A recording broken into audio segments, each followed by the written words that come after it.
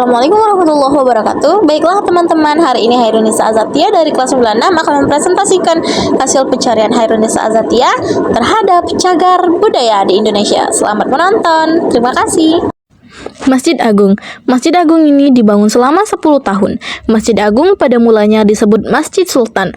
Perletakan batu pertama pada tahun 1738 dan peresmian pada hari Senin tanggal 28 Jumaidil Awal 1115 Hijriah atau 26 Mei 1748. Masjid Agung awalnya masjid ini bernama Masjid Sultan. Masjid Sultan merupakan masjid terbesar di Nusantara yang mampu menampung 1.200 jemaah.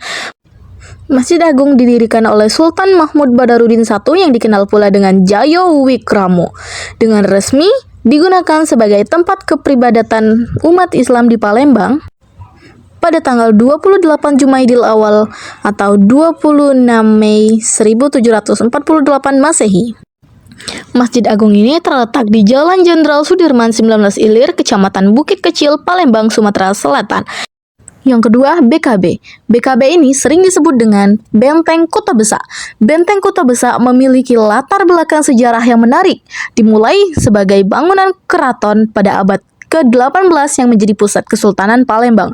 Proyek pembangunan tersebut kemudian diselesaikan oleh penerusnya Sultan Mahmud Badarudin yang memimpin pada periode 1776 hingga 1803.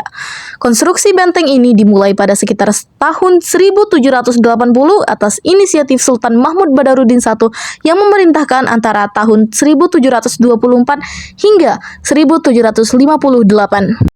Oh ya teman-teman, BKB juga ini terletak di kota Palembang, Sumatera Selatan.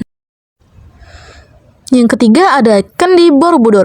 Sejarah Candi Borobudur dibangun pada masa dinasti Sailendra.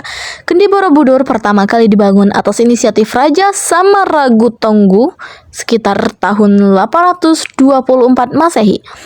Candi Borobudur selesai dibangun menjelang tahun 900 Masehi pada masa pemerintahan Ratu Pramudawardhanahi, putri Raja Samaragutunggu. Candi Borobudur selalu dikunjungi oleh para biksu yang melakukan perjalanan ritual keagamaan tiap tahunnya. Terdapat satu keunikan di Candi Borobudur tersebut, terletak pada relief atau ukiran batu yang membentang sepanjang 5 km, menceritakan kisah hidup Buddha dan ajaran-ajaran moralnya. Candi Borobudur ini terletak pada Desa Borobudur, Kecamatan Borobudur, Kabupaten Magelang, Provinsi Jawa Tengah. Tujuan membangun Candi Borobudur ini untuk memuliakan ajaran Buddha Mahayani. Yang keempat, Lawang Sewu.